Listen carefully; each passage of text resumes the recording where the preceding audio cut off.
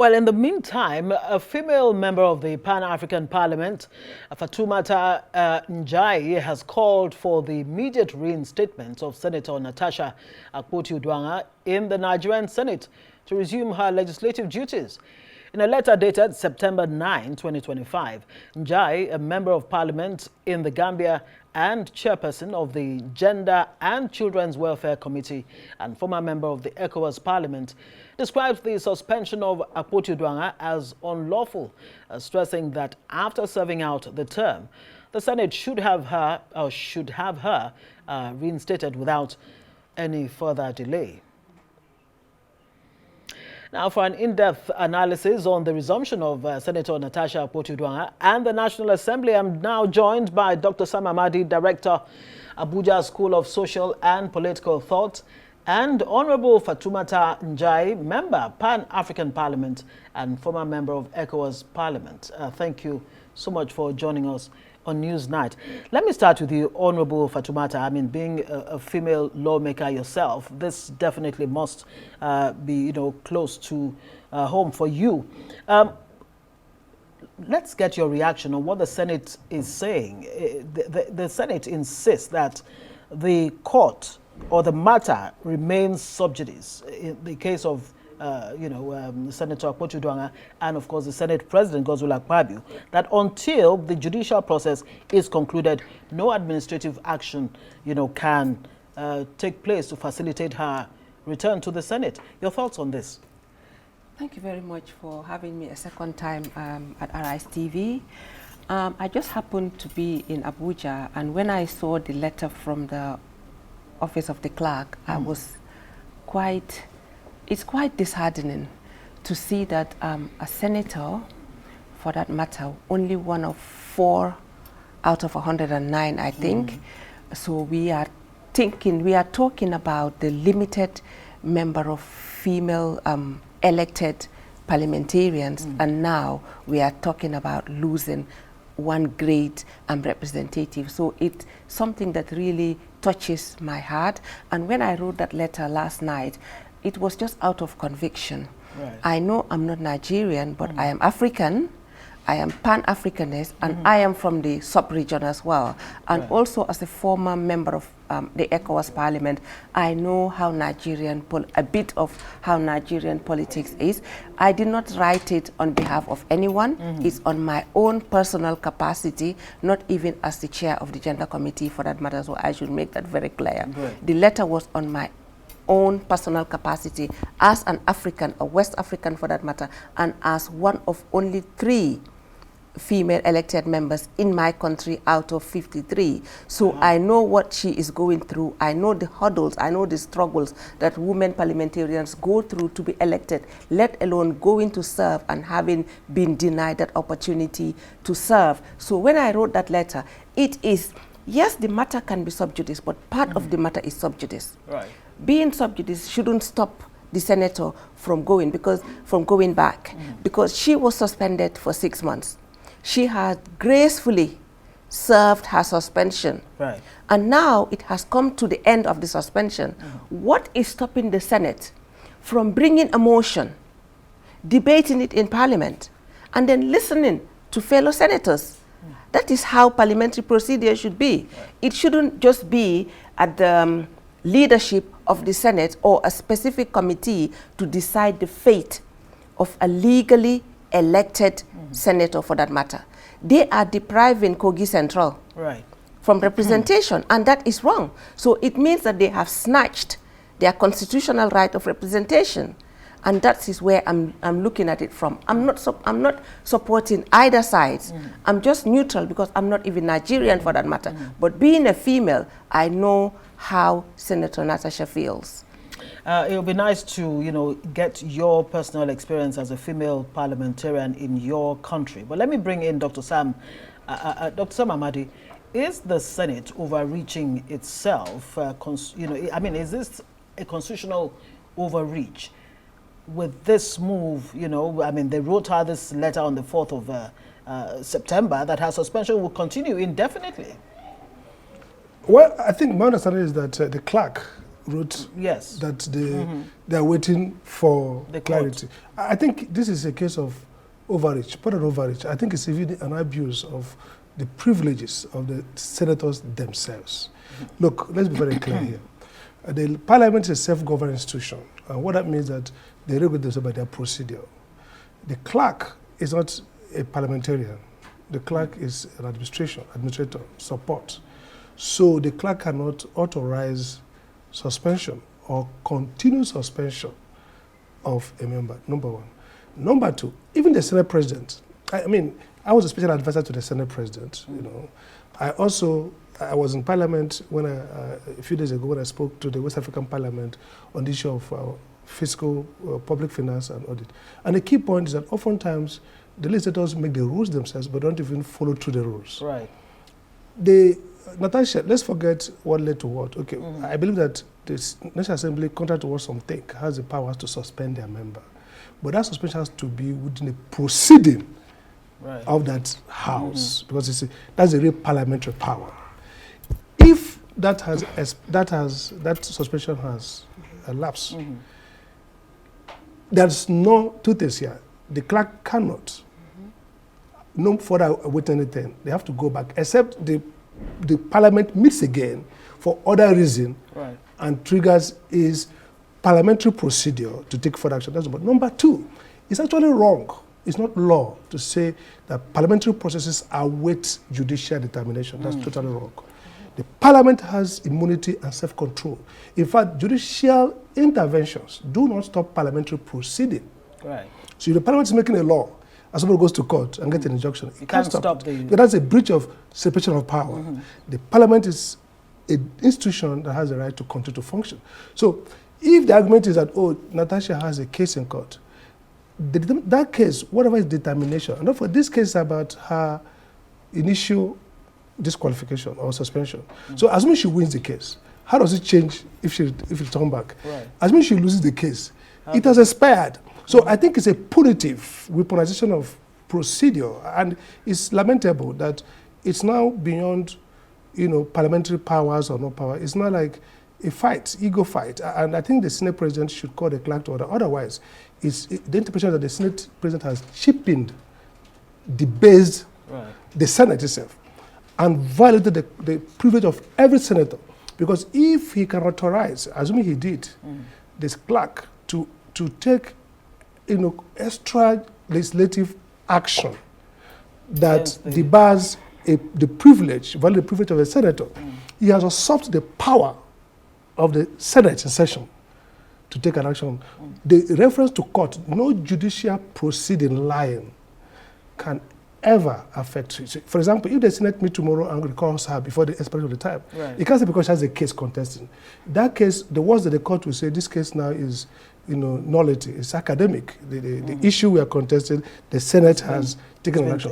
So I think it's punitive, it's selfish, is demeaning to the integrity of legislative process. And recall that Justice Binta Nyako herself had ruled that 6 months suspension was excessive, and that it actually violated constitutional principles. Honorable Fatoumatta, what are the implications of this if it's allowed, to stand, this indefinite extension? I mean, what does it really mean for, women who want to go to into the parliament? And I would also like to hear your experience as a female parliamentarian, if it would be too much. I think it's quite sad for the legislative body, the legislative arm of the state, disregarding court judgments, court orders, being the law-making body of the country. I think they should be the one setting the examples. As I was expecting, as soon as the judgment was given in, was it in July? June or July? They should have actually swallowed their ego and recalled Senator Natasha, respecting the court order, and then, if the need be, to challenge the court order, because in law, you acknowledge, you obey, and then you challenge. So, I mean, as lawmakers, at the highest order of the day, of the state, of the country, and Nigeria being the largest economic country as well as in population and everything in the ECOWAS, I think they should set example for countries like small Gambia, like our country. So I think we look up to Nigeria as a big brother. If we see them doing this at that level, it is a bit worrisome for the sub-region. So that is why when I sent the letter, I sent this letter as a friendly call to the Senate President. That's why I actually wanted to deliver it personally to him. Are there options that the suspended Senator Udwanga can, explore? What are those options? I think now the suspension has been exhausted. She had served her suspension. Right. So what suspension are we talking about now? That's why I said illegal suspension, because the continuity of an exhaustive suspension is an illegal suspension. So right now, she should be serving at the Senate because the suspension was for 6 months and the 6 months is over. Normally, parliamentary procedures, the moment Parliament sits, they should look into these matters and bring a motion that, okay, we suspended a senator for 6 months, the 6 months has exhausted, and they go ahead. And if they go ahead to suspend her further, then it means that it is personal. Right. Dr. Sam Amadi. Any options before Senator Udwanga that she can actually explore? The difficulty of parliamentary procedure is that it's like a closed system. Right. In fact, proper judges should not even query what the parliament does, because that's why the rules section 60 says they are self-regulated. Unless if the procedure is wrong. Yes, it's for the privilege of the senators to point that. But the second issue is that if it's against the constitution. But again, I think the point here is for the Senate President to respect the privilege of his other senators and override the clerk's letter. The clerk has no authority to, by himself, extend anything. Do you think the clerk, did it on his own? Did it on Of his course, own? if the Senate President Did he exercise insulted that him, authority as on I his own? presume, Yeah. then the Senate President is smart enough to know that they are going against the grain of constitution, legality, common sense, ethics. You don't want to be a Senate President that is seen as weaponized against women. You don't want to be a Senate. Senate has a reputation. By the way, the Parliament globally suffers from struggle with public trust. Right. So if you are self-inflicting more public distrust by a fixation against a woman and herself, I mean, there could be reissues between them. There could be, he may be right or wrong. That's not the point. The point is that having suspended her 6 months, that's really punitive. That's even though in my view constitutionally okay, you have a right to do that, but it's long. Now that it has ended, it's really unthinkable that you put further obstruction from allowing this woman to come to Parliament. So I think it's the most sensible thing to do is for the Senate President to take up the leadership and save the institution from further. I mean, and swallow his ego like there should be no ego here. You've won the battle.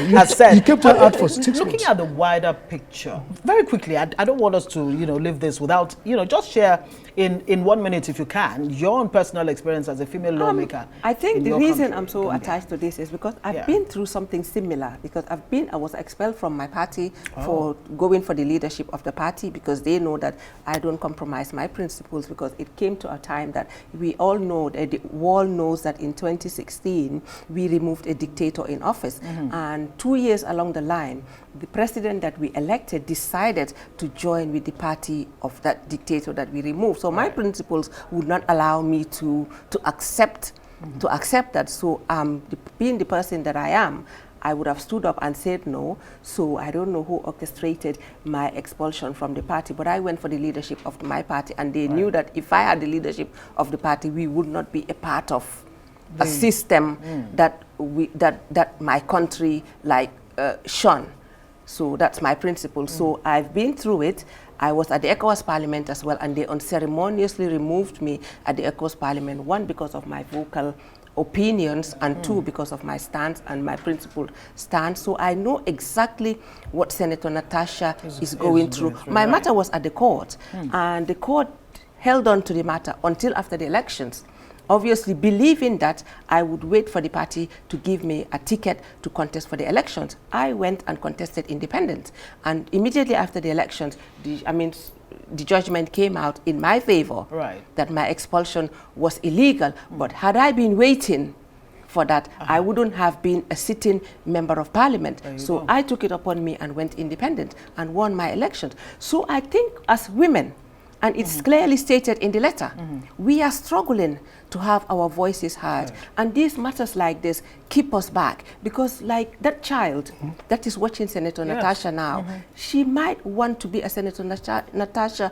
in the future, but then thinking of the struggles, even their parents would not want them to go through this, because we love our children so much that we wouldn't want them to go through certain hurdles in life. So I know what Senator Natasha is going through. And again, as stated in my letter, I think it is unfair for the extension of an already exhausted suspension. And I think the amount to double jeopardy. Double jeopardy. Yes, and I think it is wrong for the clerk to write without being given the authority to do so by the plenary, and they are in recess. So who had given him that authority when they have not seated? Senator Natasha was suspended by the plenary. Yeah, sure. If the committee had given the report and the plenary had said no, she wouldn't have been suspended. So the extension should have gone through the plenary, and a motion should have been tabled at the plenary and debated, giving the senators the right to choose whether Senator Natasha should come back or not. I'm not sure. I don't know if I'm being rounded up or not, but let me take advantage of it because I really cannot hear anything. The defiance of court orders and abuse of public power seems to be at the heart of this issue. It is, and the sense of being above the law. First is the issue, this is a case of sexual harassment that dovetailed into parliamentary, removing her. And again, there are two issues. First is the sitting arrangement and the refusal could be handled by parliament itself, which they have done. The other issue about sexual harassment is a case that every senator, anybody can file. So what we are seeing here is the sense in which the institutions themselves don't respect their rules and dignity. You see, I haven't served as special advisor to the Senate President. Yes. I understand that, look, like she said, the Senate President is not an alternative to the plenary. He's just a manager. And I've argued that there's too much power in that office. It's like the U.S. Leader of the parliament or the Senate or the Speaker. They don't exercise, they can exercise power over, proceedings in terms of whether you list a bill, but you can't exercise the kind of power to shut out a member whose expulsion by plenary has ended. Well, no interpretation. She gets back to the work, they can trigger. So I think it's an abuse of power. I think it's a disrespect for the institution. And I think it shows some kind of savagery and maybe primitivity. People come to institutions and they secrete those institutions. Which could have implications. Dr. Sam Amadi, Director, Abuja School of Social Political Thought, thank you so much for your thoughts on this issue. And Honorable Fatoumatta Njai, Member, Pan-African Parliament, thank you for your excellent outing tonight. Thank you very much.